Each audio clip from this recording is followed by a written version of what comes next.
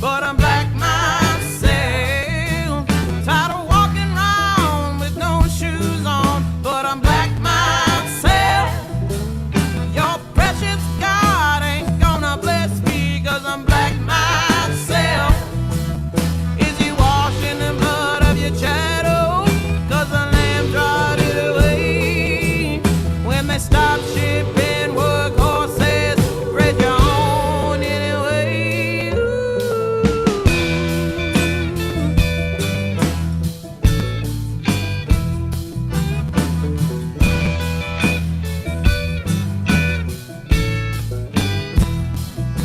I don't pass the test of the paper bag, 'cause I'm black myself. I pick the banjo up and they stare at me, 'cause I'm black myself. You better lock your doors when I walk by, 'cause I'm black myself. You look me in my eyes, but you don't see me, 'cause I'm black myself. They're washed in the blood of the shadow, 'cause I live right away. When they stop shipping workhorses, they bet their own anyway.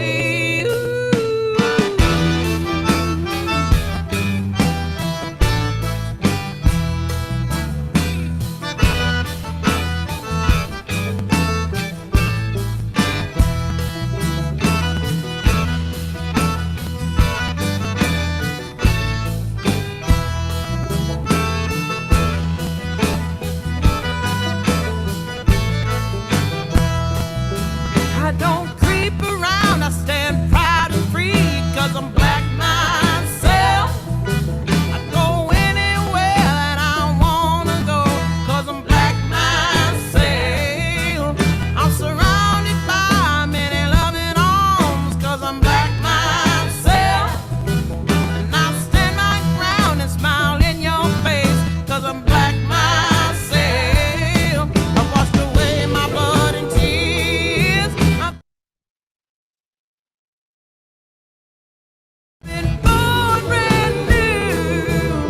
There's no more workhorses, but there's still work to do. 'Cause I'm black myself. 'Cause I'm black myself. 'Cause I'm black myself. 'Cause I'm black myself. So black myself.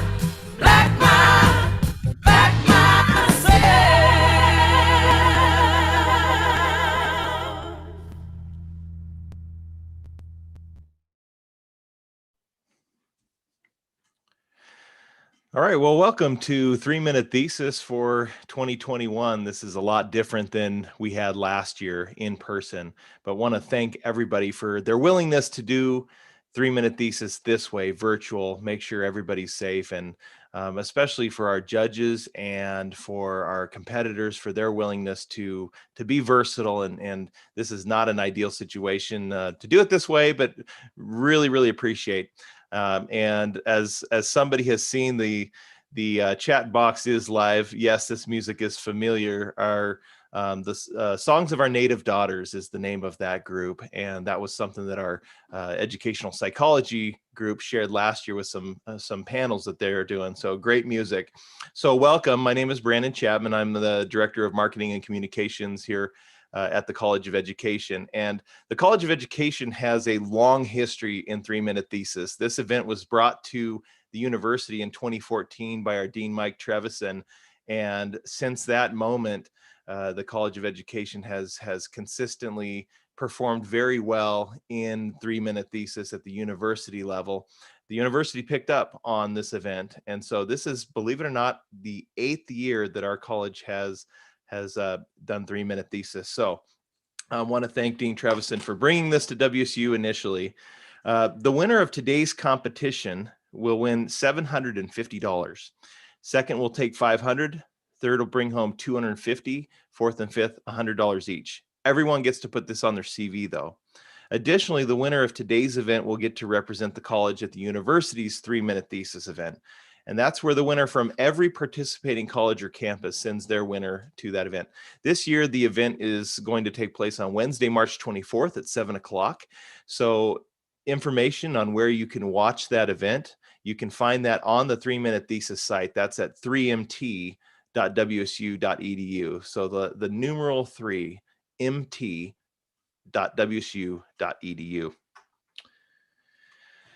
For the sake of brevity, we won't go over each competitor here, but we will introduce them as they present, and we will present a bio that they gave to us.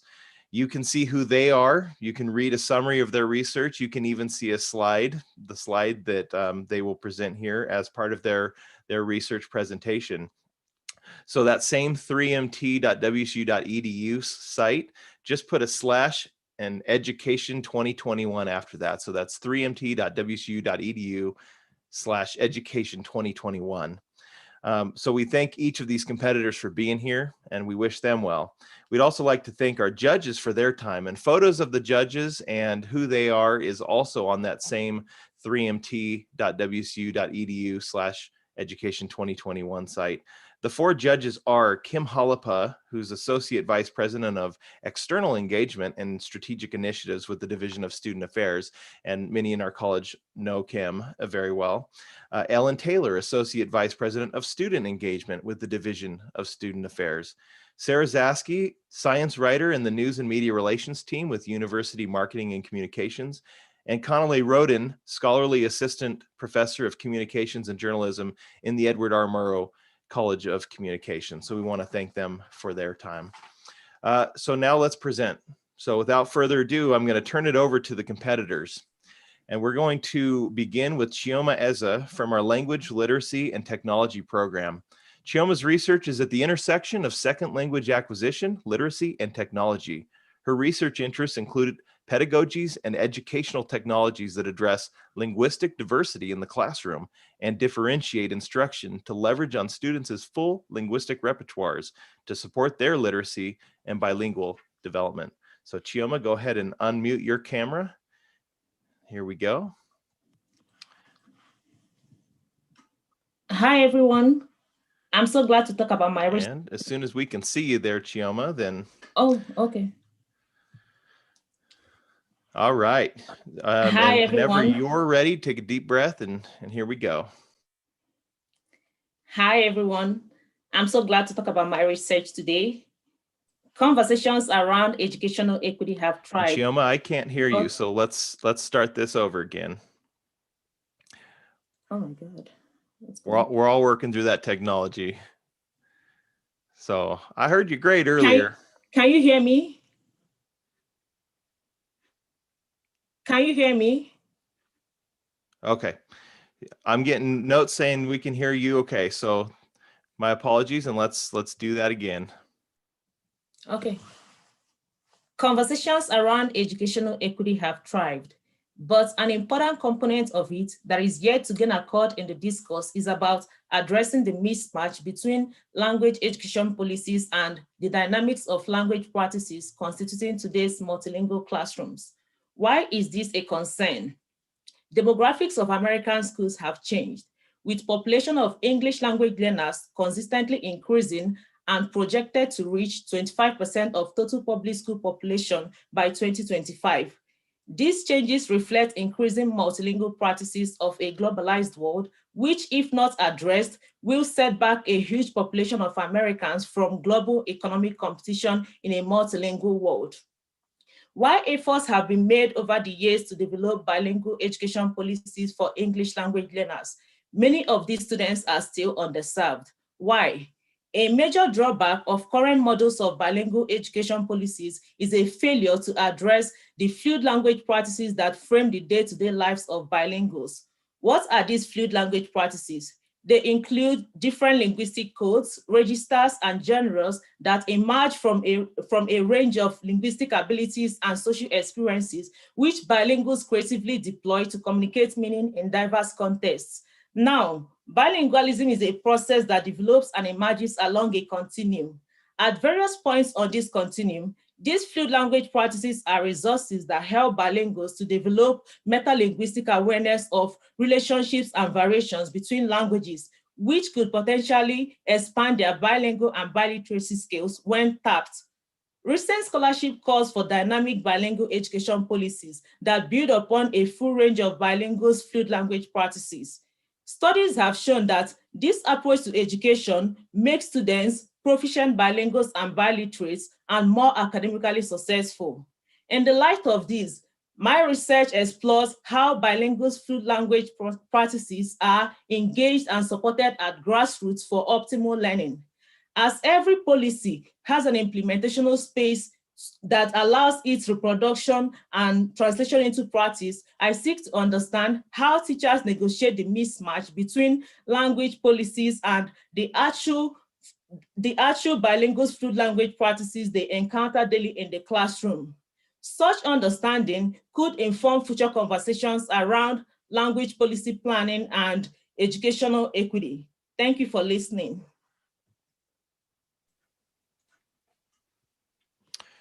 All right, thank you so much, Chioma. Our next competitor is Justinus Calvin from Language Literacy and Technology. His research interests are in the areas of language teaching and education technology. In his free time, Calvin likes to cycle, hike, and blog, and maybe he'll blog about this, in fact. All right, Calvin, you're up. At the end of every semester, university students in Indonesia and the United States usually submit a written evaluation that conveys the lecturer's overall teaching performances. At WSU, we know it as the Students' Blue Course Evaluation. But imagine, what the lecturers usually read every semester is only short written feedback from their students. For example, teacher, you did a great job. This evaluation mechanism may fail to show exact teaching aspects that the lecturers need to improve, specifically in the current transition from face-to-face to online learning. At that point, the lecturers might need a critical friend or someone who can listen well and give constructive feedback to form a critical friendship or a collaboration that encourages reciprocal and non-judgmental discussion and reflection to enhance the quality of teaching and learning practices of the lecturers. Framed under the critical friendship principles of peer observation, reflection, trust, and growth fostering interaction, my qualitative case study conducted the critical friendship involving 3 American lecturers as the observed teachers and 1 Indonesian doctoral student as the critical friend and a class observer at a state university in the US. My study then explores how the critical friendship process can contribute to the lecturer's teaching development in a face-to-face English teaching class and online synchronous English writing environment and benefit the critical friend pedagogically. By building trust with one another, video recording classroom practices, and constructively discussing the lecturer's classroom teaching performances based on what the research participants saw in the video, the critical friendship is found to help the lecturers be more aware of their teaching behavior and what happened in their lesson. That awareness then helps the lecturers initiate some positive teaching-related changes for their future classrooms, such as checking students' understanding of classroom discussions more frequently and being more careful with classroom time management and stories to discuss in classrooms. We should be inclusive for all students from different backgrounds and nationalities. At the same time, the critical friendship also enables the critical friend or the Indonesian doctoral student to learn various teaching and learning activities, materials, websites, and real-life lessons of being a trustworthy and open-minded person from the lecturer's teaching practices in the US settings, which can be adapted in the critical friend's future English classrooms in Indonesia. Based on these findings, my study holds the strength of the oral collaborative teaching reflection approaches to provide more concrete, specific, and meaningful feedback for the lecturers than only reading the students' written feedback of, teacher, you did a great job. Thank you very much. Calvin, thank you so much. I appreciate that. Amanda McMahon is our next presenter in the Prevention Science program at WSU and the lab coordinator for the Psychology of Physical Activity Laboratory. Her research focuses on promoting the overall health and well-being in at-risk populations. Amanda.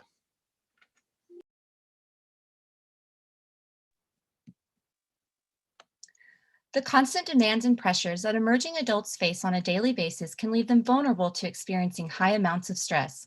This is especially true for emerging adults with intellectual and developmental disabilities, or IDD. These individuals face unique challenges, such as limited coping strategies, which have been linked to increased stress. Although stress can be healthy in small doses and is universally experienced, too much of it can be harmful to an individual's physical and mental well-being. As a result, it is imperative to investigate strategies that can be used to help make life less stressful for this particular at-risk population. Mindfulness is one strategy that can help reduce stress among emerging adults with IDD. Mindfulness refers to paying attention on purpose in the present moment and non-judgmentally, and state mindfulness refers to the quality of mindfulness at a particular point in time. Monitor and acceptance theory helps explain how mindfulness can ease feelings of stress and stress-related outcomes. This theoretical framework posits that paying attention and accepting physical and mental sensations are underlying mechanisms that explain the effects of mindfulness training. Although the use of mindfulness to help reduce and prevent stress among emerging adults with IDD is on the rise, more research is needed to effectively promote practicing mindfulness in this population. One reason for this is that these individuals may need additional support when first learning about mindfulness. Innovative methods that can help them cultivate the practice and integrate it into their daily lives could help address this issue.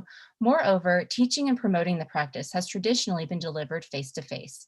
While this approach is valuable and effective, factors such as time and the requirement to attend sessions in person may act as barriers to practicing mindfulness. A novel approach to promoting mindfulness in emerging adults with IDD is technology-supported mindfulness strategies.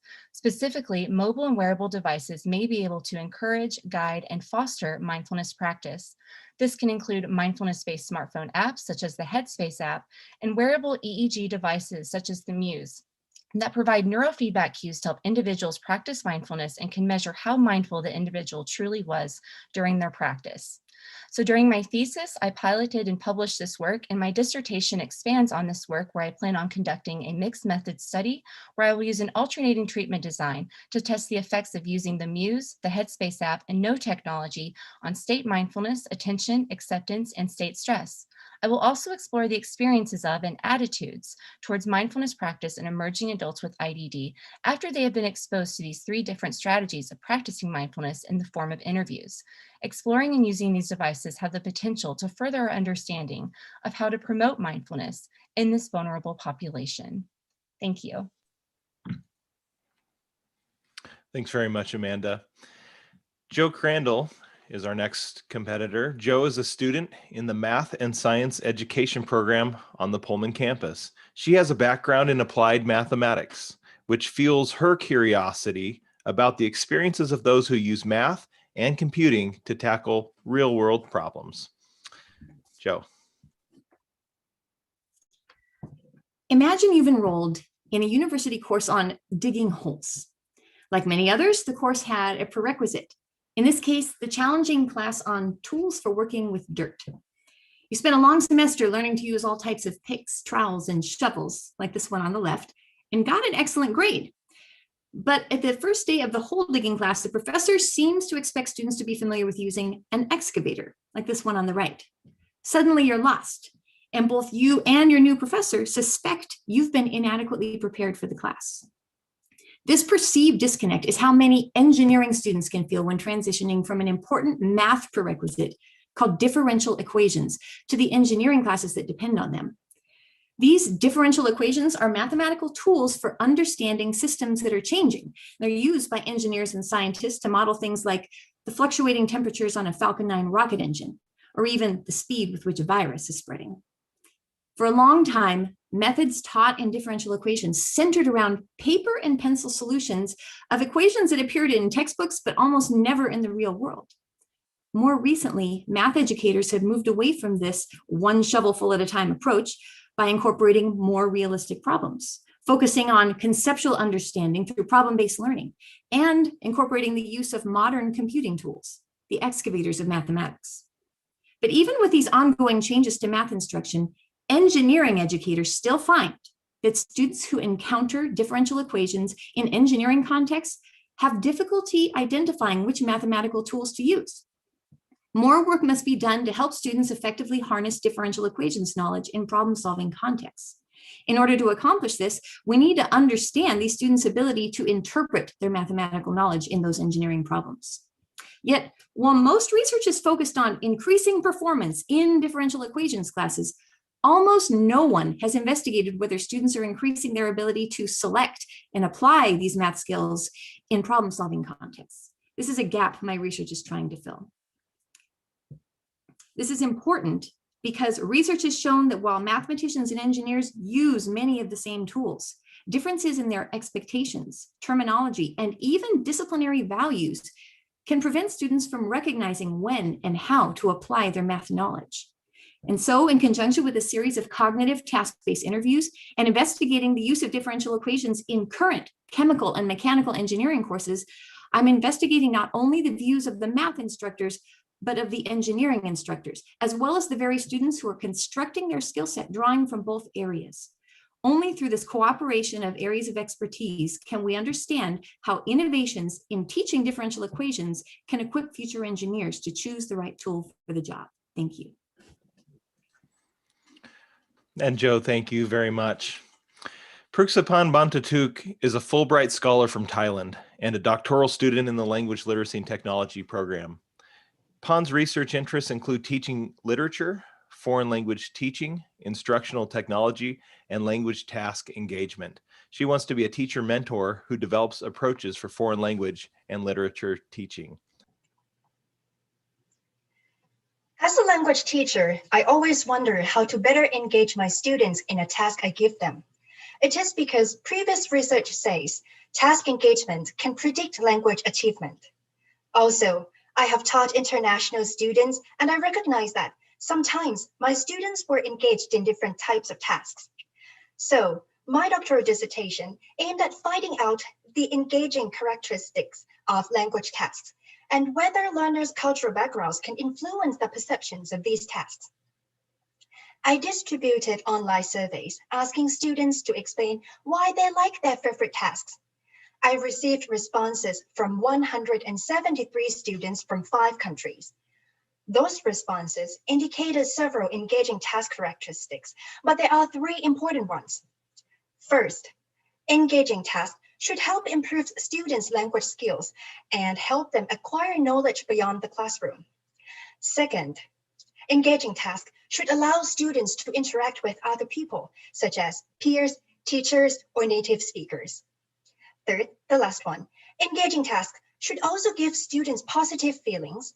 Students are engaged when they have fun. When integrating a cultural lens to take a look at these data, I divided the students into 2 culture types based on their national values. And then I have traditional survival and secular survival. In general, traditional survival students respect authority and obey the rules more than secular survival students. I know that not everybody fit the stereotype, but this method led to some interesting findings.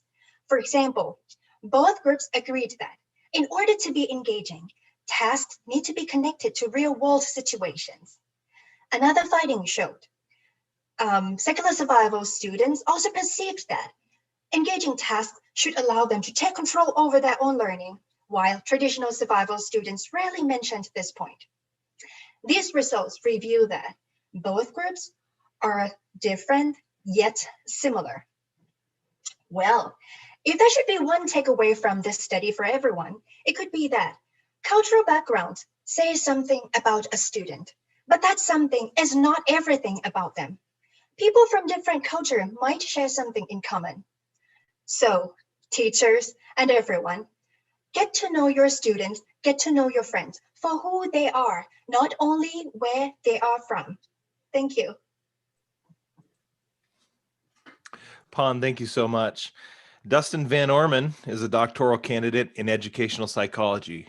His focus is on how assessment and teaching practices can be leveraged to enhance the learning process for students and build lifelong learning skills. This includes engagement with prospective and practicing teachers to build assessment literacy in planning, implementing, interpreting, evaluating, and using high-quality activities and results with students to drive learning. Prior to coming to WSU, he served as an educator in the US and China for 10 years in a variety of roles, including as a marine science English, Spanish, and social studies teacher, and English teacher educator. He holds degrees in European studies, linguistics in Spanish, and sociology from Seattle Pacific University, and applied linguistics from the University of Nottingham in Ningbo, China. Dustin. Imagine you share a room with 8-year-olds each day, every day. Your task is to help each of them learn to read, write, and speak with purpose. You'll need to guide the development of lifelong learning skills, set up experiences to collaborate with diverse others, and be there as children navigate their identities. If this immense task interests you, you should consider becoming a teacher. My research focuses on one aspect of a teacher's skill set that can have far-reaching effects on students: formative assessment. Research shows that formative assessment impacts student learning and motivation deeply. In formative assessment, teachers, in partnership with students, plan and implement a process of goal-focused tasks and activities. These are opportunities for students to use and demonstrate what they know and can do, and for all, teachers and learners alike, to learn from these experiences and change what they do next. They talk, write notes to each other, ask questions, explain their thinking. They use feedback to themselves, peers, and with teachers to understand how work and performances compare to masterful descriptions of what it means to be successful. And learning from this process, they take steps to revise, try new strategies, and set new goals for themselves. These assessment practices positively affect student motivation, learning behaviors, emotions, achievement, and yes, their identities. What teachers know about students, how they're thinking, what they can do, it informs the best course of action in the next moments, weeks, years. So how do we help teachers learn to do formative assessment effectively? We need an evidence-based description of what teacher candidates would do with assessment and the beliefs about learning they bring to working with children. But also, we need to know what we can do to prepare teachers for formative assessment.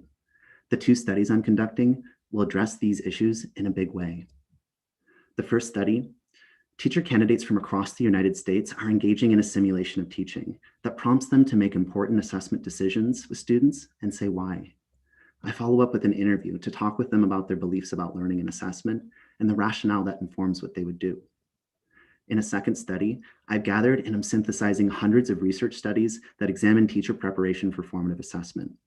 My work is to understand how teachers use goals, design high-quality tasks and activities, and cultivate a culture of collaboration with students to improve. Soon, these studies will spur efforts to provide transformative experiences for teachers to learn to do formative assessment well. Research tells us that formative assessment is effective and may contribute to revolutionizing students' approach to learning for a lifetime. What teacher candidates bring to teaching and the experiences they learn from in teacher education each impact the teachers they'll be. Together, these studies are vital to preparing the next generation of teachers to be a formative force in the lives of students, who too will go on to make an impact with the world. Dustin, thank you very much. Appreciate that. Finally, our last competitor is Jamie Rice, Academic Program Manager for the School of Design and Construction, where she provides leadership and coordination for academic program activities, including admissions, recruitment, and advising. A descendant of the Yakama Nation and Nisqually tribes in Washington State, Jamie is simultaneously pursuing her PhD through our Cultural Studies and Social Thought in Education program. Jamie. Yakama Nation scholar and activist Dr. Michelle Jacob writes, "All peoples who live, work, learn, and play on indigenous homelands have inherited the legacy of colonialism. To heal the soul wounds of intergenerational historical trauma, all peoples have an important role to fulfill. We all benefit from healing social change. Landing on Meaning is a project in which students consider traumas often hidden in plain sight in public monuments and memorials, visible symbols playing a major role in creating public memory and collective identity. But these are not neutral. There are consequences to how a story is told. While Confederate monuments receive focus, less attention is given to those recognizing the history of genocide and exclusion of indigenous peoples. Less still to workers, women, and people of color, vital to building and growing our nation. Landing on Meaning gives voice to these histories by flipping settler colonialism with people's history, raising viewpoints alternate to the dominant conversation that can be examined in relationship to monuments and memorials characterizing racial oppression and maintaining gender stereotypes. Examples pictured on the slide, starting clockwise at the top.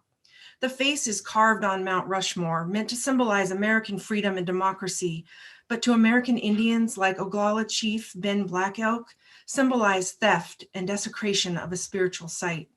The Early Days Monument in San Francisco, depicting a Native American at the feet of a Catholic missionary and Spanish cowboy, critics call degrading and historically inaccurate.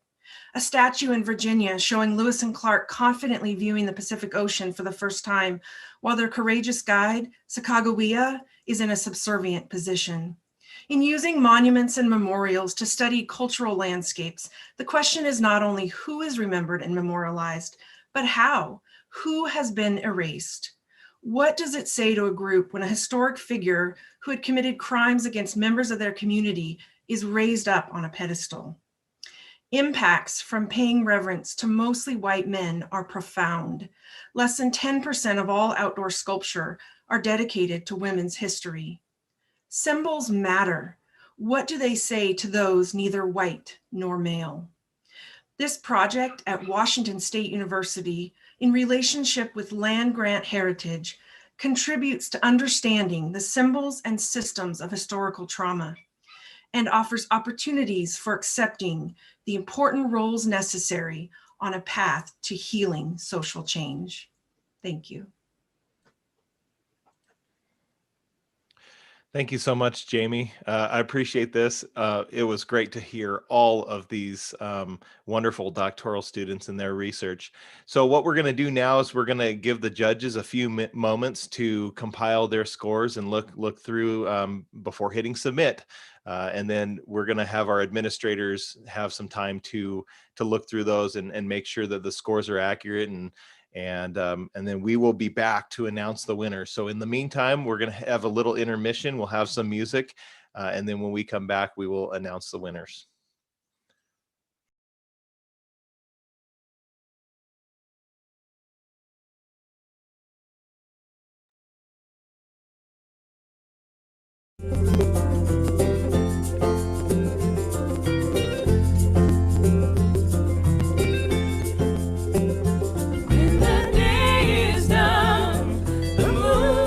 Sun will be dancing.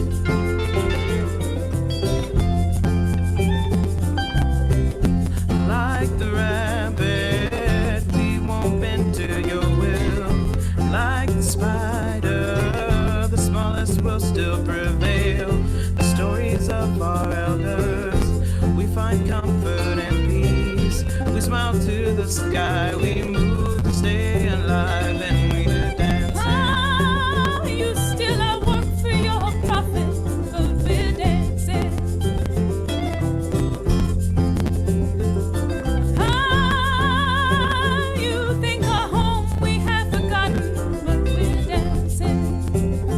You can't stop us We'll now. be dancing. You can't keep us We'll be down. dancing. You can't stop us We'll now. be dancing. You can't keep us We'll be down. dancing. You can't stop us We'll now. be dancing. You can't keep us We'll down. be dancing. You can't keep us down. We'll be dancing. You can't stop us now. You can't keep us down.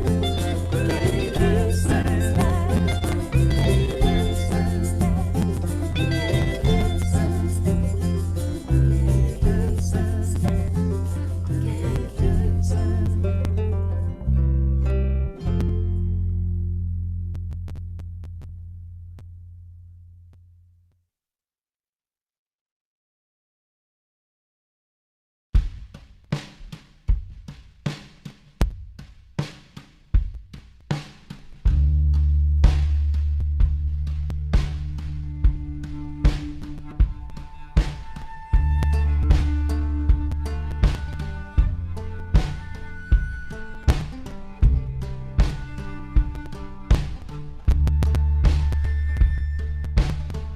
Kashiba, Kashiba, you feel now, you feel now. How does your spirit fly? Blood in your blood, bone in your bone, by the grace of your strength, we have life.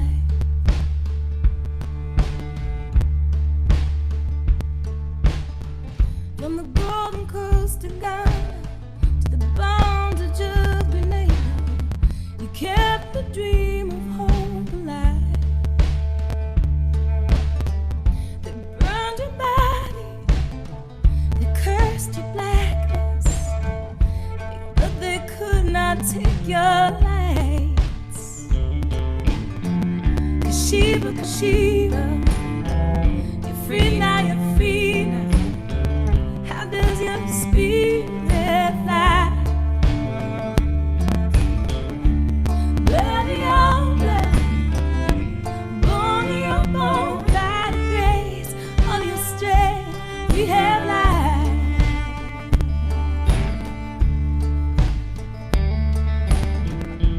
Raped and beaten, your baby's taken. Starved and sold and sold again. Ain't you a man of love deserving? Ain't something you survive? Kashiba, Kashiba, you're free now, you're free now. How does your spirit fly? Blood in your blood, bone in your bone, by the grace of your strength, we have life.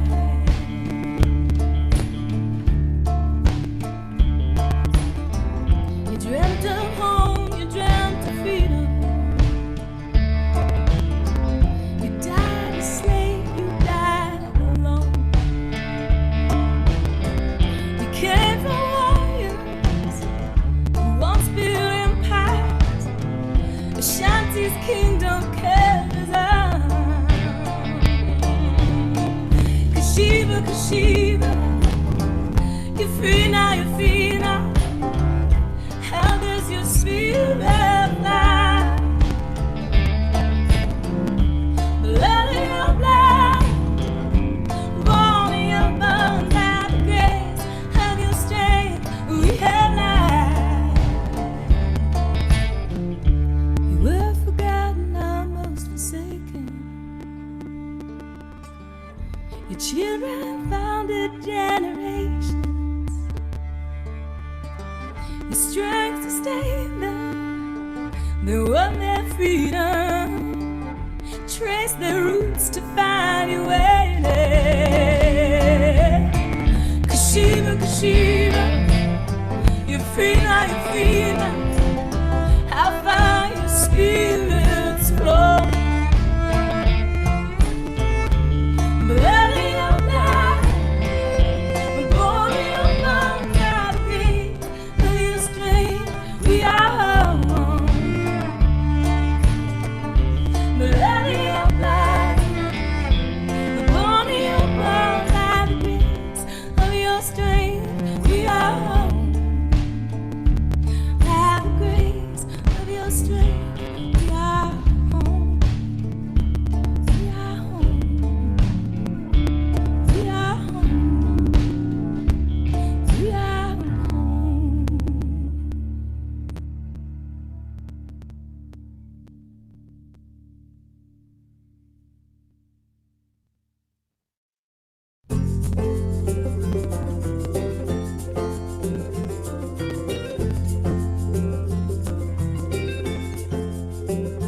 When the day is done, the moon meets the sun, we'll be dancing.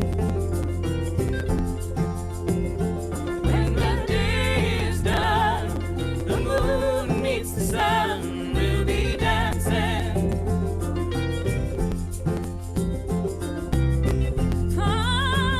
You put the shackles on our feet, but we're dancing.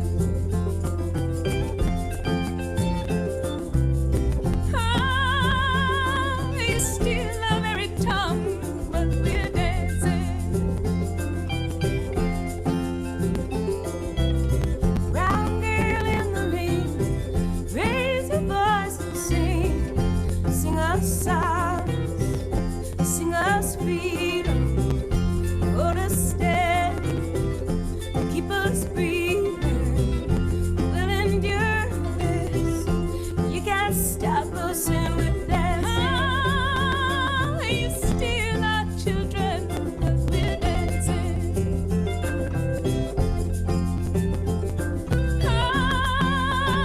You make us hate our very skin, but we're dancing. We're your sons, we're your daughters, still yourselves down the river. Man of God that you gave us, forgive you your trespasses. We'll survive this.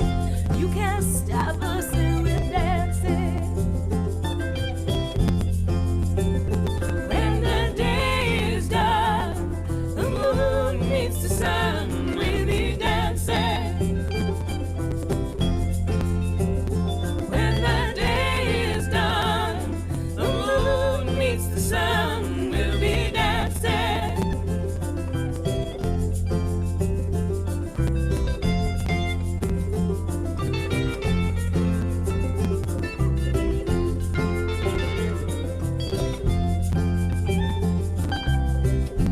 Like the rabbit, we won't bend to your will. Like the spider, the smallest will still prevail.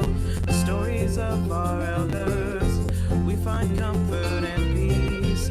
We smile to the sky, we move to stay alive, and we're dancing. You still our work for your profit, but we're dancing.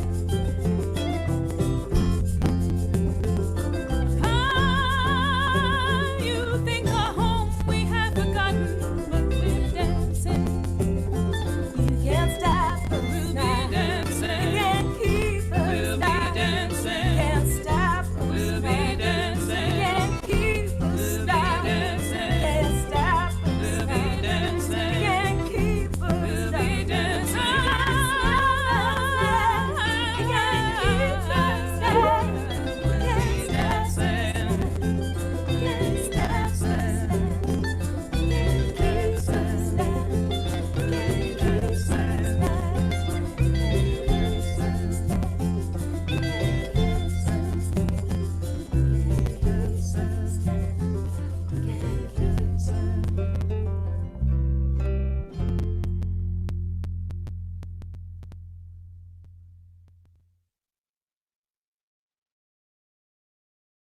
I own I am shocked at the purchase of slaves, and fear those who buy them and sell them are knaves.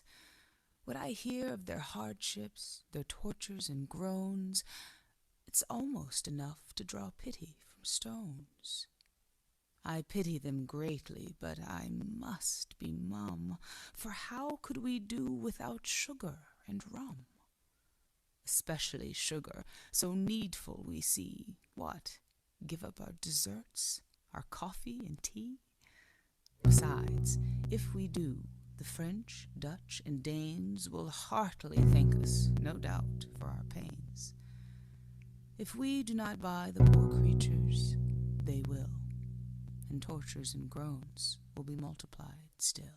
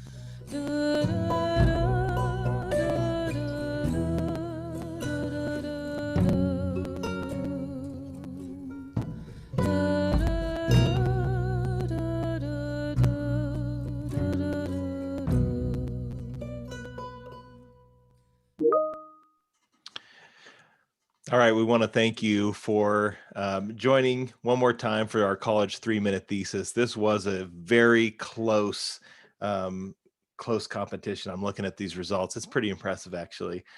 So without further ado, I'm going to ask Sherwin, who's helped out. Thank you to Sherwin Francis for, as you can see, he's got something up there on the screen right now. So, normally we would build a lot of suspense, but I think our competitors want to know right now. They want to know the results. So without further ado, 5th place and the winner of $100 is Amanda McMahon. Well done, Amanda. 4th place, also winner of $100, Dustin Van Orman. In 3rd place, the winner of $250, Jamie Rice. 2nd place, the winner of $500, Pan Bontatuk. And the winner of $750 and the ability to represent the college in the university's 3-minute thesis on March 24th is Joe Crandall. So well done, Joe. And again, on a normal year, we'd hear applause and it would be all very exhilarating and we'd have pictures and all that. And this is maybe a little anticlimactic feeling for you. But it's no less stellar of a performance for you and all of our competitors. Thank you so much for doing this, and we'll make sure that in the very near future we have the opportunity to have you take a picture with your chair and the dean and do what we do on a normal year. But in the meantime, thank you so much for your willingness and your courage to participate. Thank you to our judges for the time and effort that they took. I enjoyed seeing their notes, which are going to be available without names, so available to those individual competitors. But for everybody else, thank you so much for joining. Thank you for watching. Thank you for supporting the college and for these amazing doctoral students. Have a great weekend, everybody. Thank you.